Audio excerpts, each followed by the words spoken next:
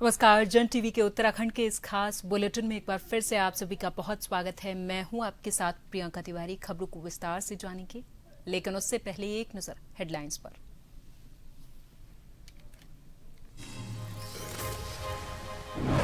उत्तराखंड में विकास को मिलेगी रफ्तार। 1252 करोड़ की योजनाओं को सीएम ने दी मंजूरी। इंफ्रास्ट्रक्चर होगा मजबूत, पर्यटन को मिलेगा बढ़ावा।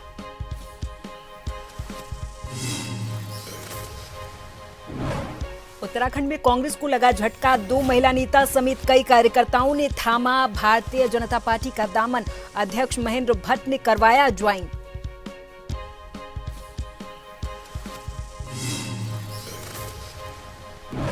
जनगणना ड्यूटी से गायब 35 शिक्षकों पर होगी एफआईआर। किसी ने गलत नंबर दिया तो कोई फोन बंद करके बैठा। दोषी पाए जाने पर 3 साल की जेल।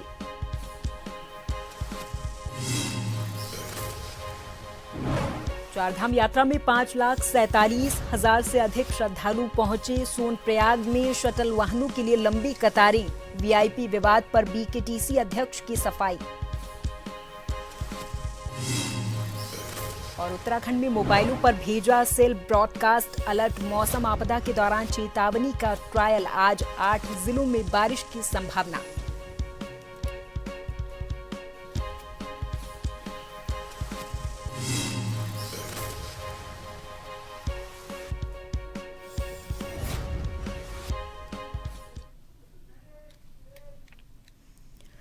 मुख्यमंत्री पुष्कर सिंह धामी तहसील बड़कोट के नगाड़ गांव में आयोजित श्रीमद् भागवत कथा में शामिल हुए हैं।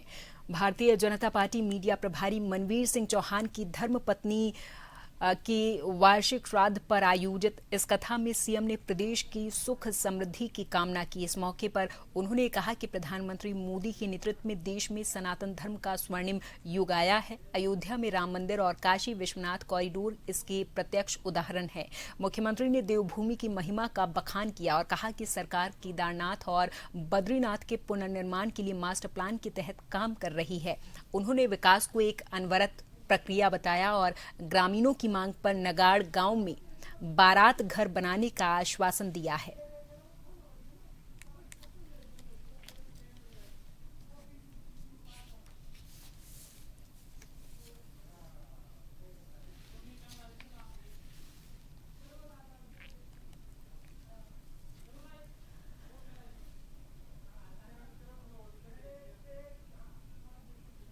राज्यपाल लेफ्टिनेंट जनरल गुरमीत सिंह ने मसूरी के लाल बहादुर शास्त्री प्रशासन अकादमी में आयोजित प्रशिक्षण कार्यक्रम में समापन समारोह में हिस्सा लिया है। 12 दिनों तक चले इस कार्यक्रम में देश भर के 82 वरिष्ठ अधिकारियों ने हिस्सा लिया। राज्यपाल ने अपने संबोधन में कहा कि राष्ट्रीय सुरक्षा को मजबूत करने के लिए नागरिक प्रशासन और सशस्त्र बलों के बीच बेहतर समन्वय बेहद जरूरी है। उन्होंने एकजुटता को देश की सबसे बड़ी शक्ति बताया और कहा कि इससे प्रगति को नई दिशा मिलेगी। राज्यपाल ने अधिकारियों से संवाद किया और संपर्क को कार्यशैली का हिस्सा बनाने का आह्वान किया है और आत्मनिर्भर भारत की दिशा में रक्षा क्षेत्र के बढ़ते कदमों की सराहना की है।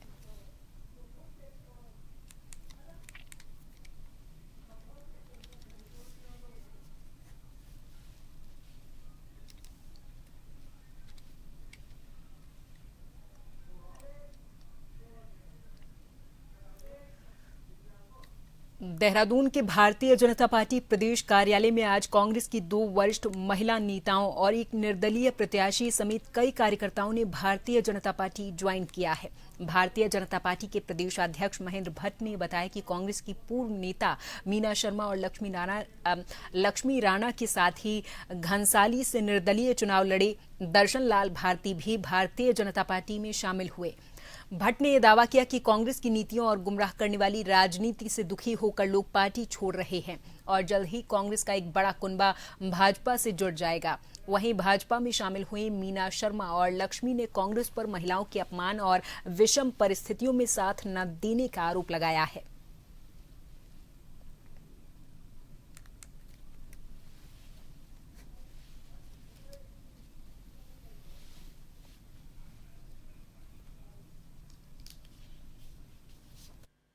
कांग्रेस के पास महिला नेत्री के नाम पर गिनती की बहनें थी। उन गिनती बहनों में से आज 2 बहनें जो कांग्रेस में बहुत बड़ा अपना स्थान रखती थी, मीना शर्मा जी और हमारी लक्ष्मी राणा जी, दोनों ने आज भारतीय जनता पार्टी सत्ता ली है। दोनों ने कांग्रेस में बड़ा संघर्ष किया, लेकिन नारी शक्ति बंधन अधिनियम पर जिस प्रकार से कांग्रेस का रोल रहा, उससे दुखी होकर और आपने भारतीय जनता पार्टी सत्ता ली है। मैंने आज इन दोनों का परिवार में स्वागत किया है। के प्रधानमंत्री आदरणीय नरेंद्र मोदी जी के कामों से प्रभावित होकर जिस तरह से देश को आगे ले जाने का काम कर रहे हैं, और उत्तराखंड के यशस्वी हमारे मुख्यमंत्री पुष्कर सिंह धामी जी, जिनकी कार्य और नीति से प्रभावित होकर, और हमारे प्रदेश अध्यक्ष अजय भट्ट जी का मैं धन्यवाद करती हूँ, और महेंद्र भट्ट जी का, हमारे विधायक शिव अरोरा जी का धन्यवाद करती हूँ। कांग्रेस के लिए अपना 30 वर्ष जीवन दिया है और कांग्रेस को मजबूत किया है क्षेत्र में।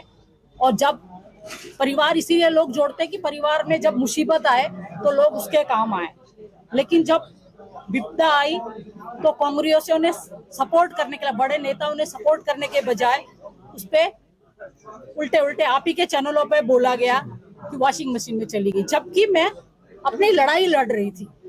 और उसके बाद भी जब मैं किसी पार्टी में नहीं गई, किसी में नहीं गई, और आप अपने परिवार को, इसलिए हम परिवार के साथ जुड़ते हैं कि परिवार सपोर्ट करे, और जब वो परिवार सपोर्ट ना करे तो आदमी खिन्न होकर ऐसे परिवार में रहना तो बेकार है। रुद्रपुर में संस्कृत शिक्षा जनगणना और कार्यक्रम विभाग के सचिव दीपक कुमार की अध्यक्षता में पंतनगर कृषि यूनिवर्सिटी परिसर में जनपद के समस्त जिला स्तरीय अधिकारियों के साथ जनगणना कार्यक्रम क्रियान्वयन से संबंधित कार्यों की समीक्षा बैठक आयोजित की गई, जिसमें सचिव दीपक कुमार ने निर्देश दिए कि जिला प्रशासन के अधिकारी गांव में भ्रमण के दौरान कम से कम एक रात विश्राम अवश्य करें, जिससे ग्रामीणों की वास्तविक समस्याओं को समझा जा सके और उनका प्रभावी निराकरण सुनिश्चित किया जा सके। जनगणना 2027 की तैयारियों की समीक्षा करते हुए सचिव ने अब तक की प्रगति की जानकारी ली और निर्देशित किया कि समस्त कार्य पारदर्शिता और नियम के अनुसार किया जाए। उन्होंने भाषा के महत्व पर जोर दिया और कहा कि हिंदी हमारी प्रथम राजभाषा और संस्कृत द्वितीय राजभाषा है।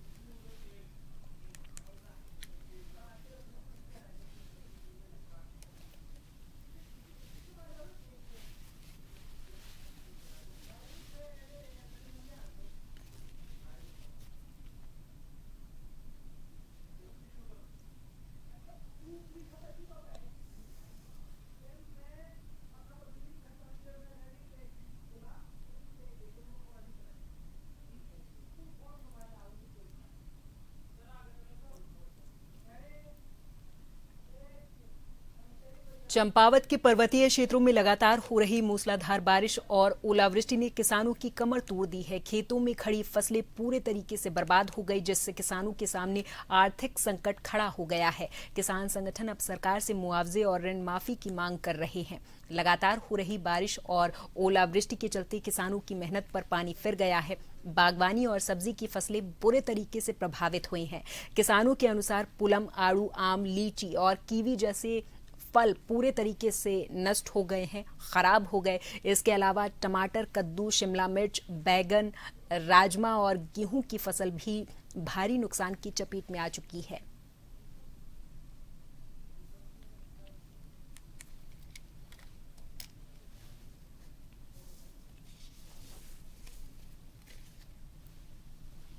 बिल्कुल खत्म हो चुकी है। जो हमने मेहनत कर रखी थी 3-4 महीने लगातार, जनवरी से हम लोग लगे हैं सब्जी के काम में, ओलावृष्टि इस समय सब खत्म हो चुका है।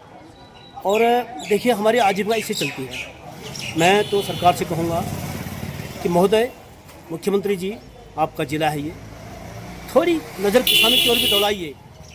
दूसरी बात, अब देखिए इतना खर्चा सरकार कर रही है, रोज एक अनेक मंत्री हमारे चंपावत जिले का भ्रमण कर रहा है, जो करोड़ों रुपया उनमें खर्च हो रहा है, कम से कम उसमें से थोड़ी राहत किसानों को दे दीजिए, जिससे किसान उबर सके ऊपर को। ओलावृष्टि हुई है लगातार, पिछले हफ्ते से हो रही है ये।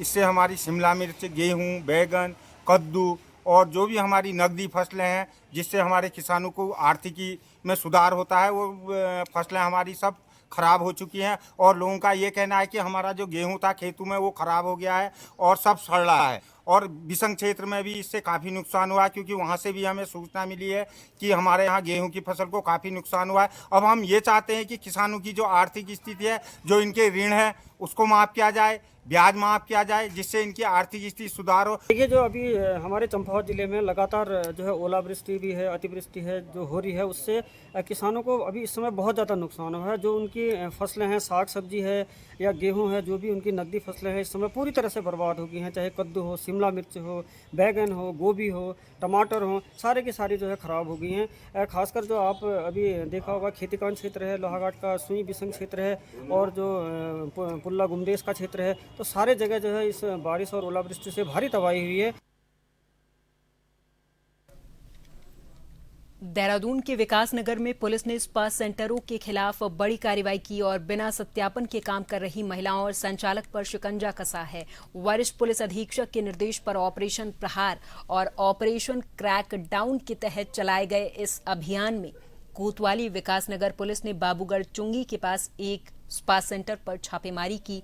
चेकिंग के दौरान स्पा सेंटर संचालिका सहित कुल 6 महिलाएं बिना सत्यापन के काम करती पाई गईं, जिस पर पुलिस ने सभी महिलाओं के खिलाफ पुलिस एक्ट की धारा 81 के तहत चालान किया है।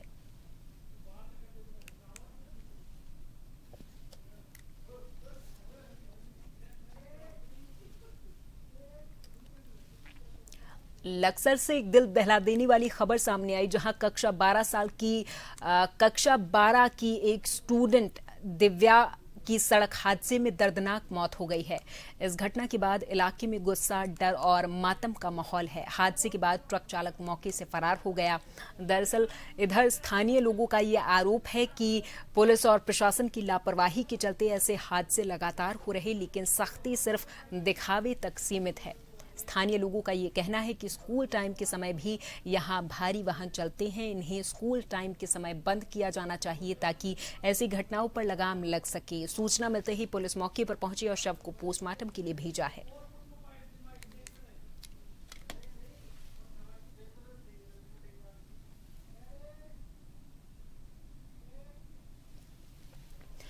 रेस्टोरेंट और होटल मालिकों के लिए बुरी खबर सामने आई। दरअसल 19 किलो वाले कॉमर्शियल एलपीजी सिलेंडरों की कीमतों में बड़ी बढ़ोतरी के बाद नई रेट लिस्ट जारी हुई। अब चंपावत में भी होटल, ढाबा और स्ट्रीट फूड व्यापारियों को कॉमर्शियल गैस खरीदना महंगा हो गया है। लोहाघाट गैस एजेंसी प्रबंधक उमेश बिष्ट ने इस पर बताया कि लोहाघाट में 19 किलो कॉमर्शियल गैस सिलेंडरों के दामों में 992 रुपए की बढ़ोतरी हुई। कमर्शियल सिलेंडर के दाम अब 2197 रुपए से बढ़कर 3189 रुपए हो गए। इसके अलावा 5 किलो की गैस सिलेंडर में भी 241 रुपए की बढ़ोतरी हुई। उन्होंने बताया कि अब 5 किलो गैस सिलेंडर के दाम 611 रुपए से बढ़कर 852 रुपए हो गए हैं। फिलहाल घरेलू गैस सिलेंडर के दामों में कोई बढ़ोतरी नहीं हुई। वहीं कमर्शियल सिलेंडरों के दामों में बेतहाशा वृद्धि पर होटल कारोबारियों ने आश्चर्य व्यक्त किया और गहरी नाराजगी जताई है।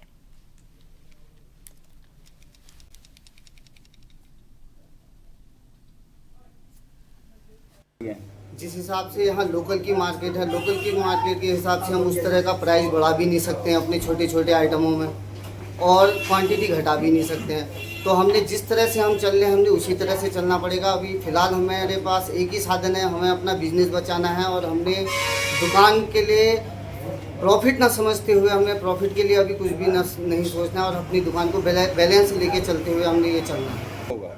इससे जनता को तो ज़रूरी है कि कहीं ना कहीं महंगाई बढ़ेगी तो अब हम भी मजबूर हो जाएंगे, तो हमने भी महंगाई पर वृद्धि करनी पड़ेगी, हमने भी अपनी चीज़ों के रेट बढ़ाने पड़ेंगे। जनता के साथ साथ व्यापारियों के भी ऊपर भी अत्याचार हुआ है, क्योंकि जो गैस के दाम बढ़े हुए हैं इसकी वजह से व्यापारी तो परेशान है ही है। ऊपर से अगर व्यापारी इस गैस को यूज करता है तो अपने दामों को बढ़ाएगा। इस वजह से जनता के ऊपर, जनता की जेब पे बहुत प्रभाव पड़ेगा इसका। भरपूर के मिल ही नहीं रहे हैं। हमें 10 दिन में एक सिलेंडर देने का वादा किया गया था, और आज 20 दिन में 25 दिन में एक सिलेंडर हमें उपलब्ध हो रहा है। इसका बहुत असर पड़ेगा, और हमें कॉमर्शियल भी नहीं मिल रहे हैं, जो कि रेट इतना बढ़ा दिया फिर भी कॉमर्शियल नहीं मिले। मतलब व्यवस्था कुछ हो ही नहीं रही है, कुछ भी व्यवस्था नहीं है। तो कितना आप लोगों को बहुत ज़्यादा दिक्कत आ रही है हमें। और यहाँ पर वक्त है एक छोटे से ब्रेक का। फौरन हाजिर होंगे कुछ और खबरों के साथ।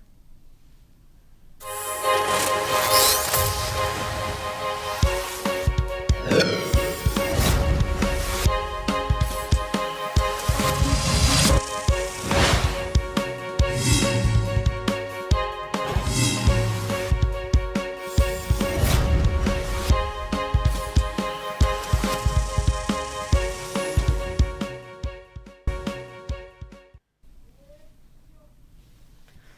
के बाद एक बार फिर से आप सभी का बहुत स्वागत है। उत्तराखंड के रुद्रपुर से अगली खबर, जहां पर सचिव दीपक कुमार की अध्यक्षता में पंतनगर कृषि यूनिवर्सिटी परिसर में जनपद के समस्त जिला स्तरीय अधिकारियों के साथ जनगणना और कार्यक्रम क्रियान्वयन से संबंधित कार्यों की समीक्षा बैठक आयोजित की गई। दरअसल रुद्रपुर में संस्कृत शिक्षा जनगणना और कार्यक्रम विभाग के सचिव दीपक कुमार की अध्यक्षता में ये समीक्षा बैठक आयोजित की गई, जिसमें सचिव दीपक कुमार ने निर्देश दिए और कहा कि जिला प्रशासन के अधिकारी गांव में घूमने के दौरान एक रात विश्राम जरूर करें, जिससे ग्रामीणों की वास्तविक समस्याओं को समझा जा सके और उसके प्रभावी निराकरण सुनिश्चित किए जा सकें।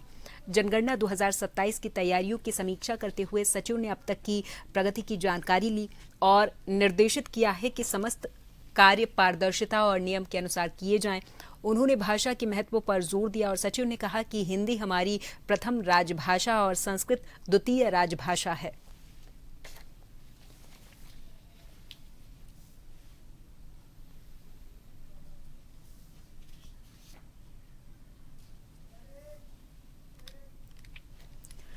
उत्तराखंड के पर्वतीय क्षेत्र के ठंडे इलाकों के जंगलों में होने वाला पौष्टिकता से भरपूर फल काफल बाजारों में दस्तक दे चुका है। शनिवार को सीजन का पहला काफल लोहाघाट के बाजारों में पहुंचा। पहले दिन का फल 200 रुपए प्रति किलो के भाव से बिका है। फल विक्रेता ने इस पर बताया कि आज शनिवार को पौष्टिकता से भरपूर जंगली फल काफल लोहाघाट बाजार में पहुंच चुका है, जिसे उनके द्वारा 200 रुपए प्रति किलो के भाव से बेचा गया। उन्होंने बताया कि काफल रोजगार का एक सशक्त माध्यम है। उन्होंने कहा कि गांव की महिलाएं जंगलों से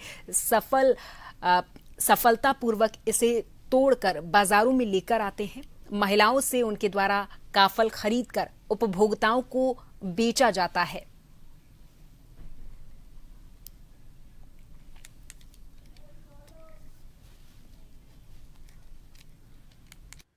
रोजगार बढ़िया है इसका। एक महीने में गांव की महिलाओं को भी बहुत तगड़ा रोजगार मिलता है इसे, और हम लोग भी इससे जो है 2 रुपये हम भी पैदा करते हैं। हमारी रोजी रोटी इससे एक महीने अच्छा चल जाती है।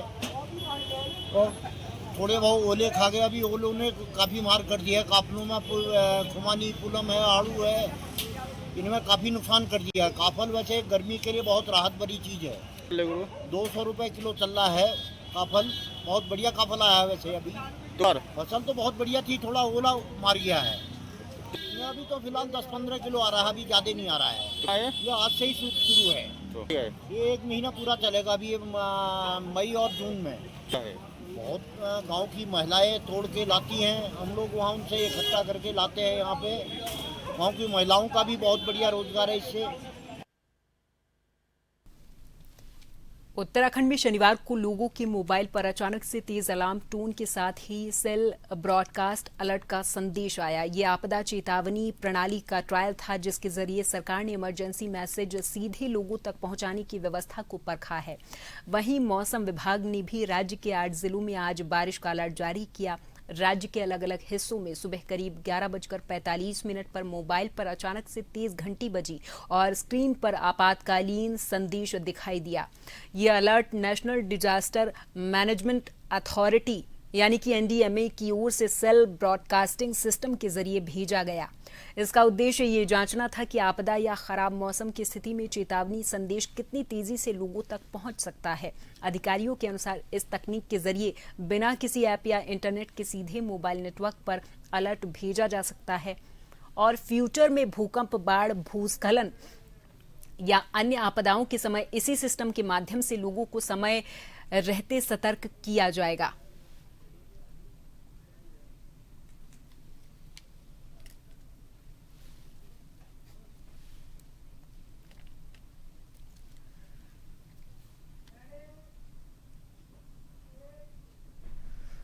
उत्तराखंड में जनगणना 2027 के तहत ड्यूटी पर लगाए गए 35 शिक्षकों के खिलाफ नगर निगम मुकदमा दर्ज कराने की तैयारी में है और इसके लिए शहर कोतवाली में तहरीर भी दी जा चुकी। दरअसल ये टीचर देहरादून में चल रहे ट्रेनिंग में शामिल नहीं हो रहे थे और न ही अब तक उन क्षेत्रों में पहुंचे हैं जहां उन्हें मकानों की गणना की जिम्मेदारी दी गई थी।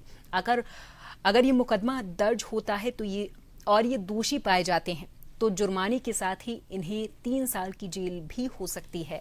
हालांकि जनगणना कार्य निदेशालय उत्तराखंड के निदेशक ईवा आशीष श्रीवास्तव का इस पर कहना है कि कर्मचारियों की ट्रेनिंग से नदारद होने की ये समस्या सिर्फ राजधानी देहरादून नगर निगम क्षेत्र में ही आ रही है।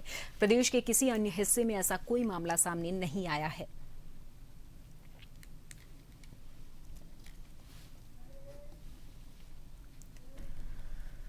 बात करेंगे मौसम की वजह से उत्पन्न व्यवस्था और उठे सवालों पर। बारिश के बाद शहर में जलभराव और अव्यवस्था को लेकर उठे सवालों के बीच भारतीय जनता पार्टी की प्रदेश प्रवक्ता के बयान ने सियासी माहौल को गरमा दिया है। लोगों की परेशानियों के बीच दिए गए इस जवाब को लेकर विपक्ष ने भी कड़ी प्रतिक्रिया दी है। दरअसल पत्रकारों के सवाल पर भारतीय जनता पार्टी की प्रदेश प्रवक्ता कमलेश रमन ने कहा कि बरसात का पानी सड़क पर नहीं दिखाई देगा तो क्या आसमान में ही चला जाएगा। इस पर पलटवार करते हुए कांग्रेस की प्रदेश प्रवक्ता मंजू त्रिपाठी ने कहा कि ये बयान निंदनीय है और जनता की समस्याओं का मजाक उड़ाने जैसा है।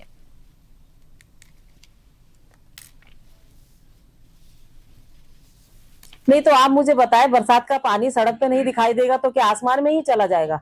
कहीं ना कहीं तो वो दिखाई देगा, नालियों में भी जाएगा, नालों में भी जाएगा, नदी में भी जाएगा। जाहिर सी बात है कि जरा सी बारिश आती नहीं है कि वहां राजनीति शुरू हो जाती है। भाई पहले कितना पानी भरा रहता था, पहले कितने जगह जगह खड्डों में पानी रहता था, एक्सीडेंट हो जाते थे बरसात में। अब कहीं ना कहीं 10 मिनट आधा घंटे के अंदर अंदर वो पानी कहीं चला जाता है और सड़कें हमारी सूख जाती है। अब भी परेशानी है। तो स्मार्ट सिटी में काम हुआ है, बेहतर काम हुआ है, सड़कें भी चौड़ी हुई है, नदी नाले जो हमारे हैं उनको सफाई में लगा है। हमारा नगर निगम के जो पर्यावरण मित्र हैं वो लगातार जो नाला गैंग है उनको सफाई कर रहे हैं। जाहिर सी बात है बरसात से पहले ये सारी चीजों को दुरुस्त भी कर लिया जाएगा। और ऐसा नहीं है कि बरसात का पानी कोई ऊपर तो जाएगा नहीं, सड़क पर ही जाएगा, सड़क से वो नालों में जाकर के समाप्त हो जाता है। ये पहली बात तो बीजेपी की प्रवक्ता ने जो बयान दिया है वो काफी निंदनीय है। उनको पत्रकारों से शायद मेरे ख्याल से बात करने की तमीज नहीं है या लैक ऑफ नॉलेज है, उनको नॉलेज की कमी। अरे भाई, क्या पानी भाजपा राज में ही एकत्रित हो रहा है? जनता को जो मूर्ख बनाया गया है बड़ी बड़ी वादे करके कि जो है स्मार्ट सिटी के नाम पर, इन स्मार्ट सिटी नाम पे नहीं, अपने जेब भरने के नाम पर इन लोगों ने ठेकेदारों का जेब भरने का काम किया है। अरे इन बीजेपी के प्रवक्ता को ये नॉलेज होना चाहिए कि अगर जो है बरसात का पानी कहाँ जाता है, बरसात का पानी आप अच्छी पाइप्स डालिए और बरसात के पानी की कनेक्टिविटी किसी नदी में की जाती है। ये थोड़ी है कि रोड पे ओवरफ्लो हो गए। ये उनकी कमी नहीं है, उनकी पूरी सरकार की ये कमी है कि रंगाई पुताई में वो लोग माहिर हैं लेकिन धरातल पे काम करना नहीं जानते। तो एक कहावत है कि जलता हुआ भोजन अगर आप खाएंगे तो आपकी कमो ही चलेगा। तो इसलिए जो है लैक ऑफ नॉलेज की तरह से उन्होंने ऐसा बयान दिया जो शोभनीय नहीं है। और इसी के साथ इस बुलेटिन में फिलहाल के लिए मेरे साथ बस इतना ही। आप देखते रहें जन टीवी। नमस्कार।